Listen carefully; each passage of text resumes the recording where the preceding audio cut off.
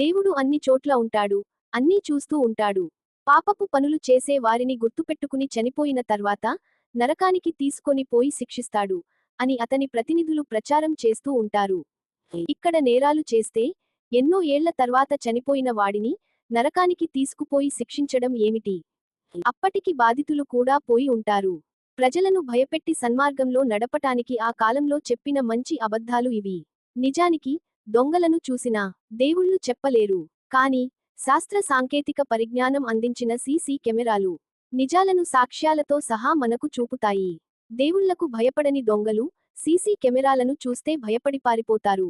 కనుక ఇళ్ల ముందు దిష్టిబొమ్మలను పెట్టుకోవడం కంటే ఒక్క సీసీ కెమెరా పెట్టుకుంటే మన ఇంటికి పూర్తి భద్రత కలుగుతుంది.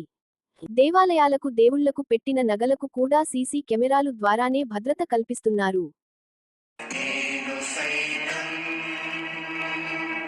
మిత్రులారా, దయచేసి సబ్స్క్రైబ్, లైక్, కామెంట్, షేర్ చేయండి.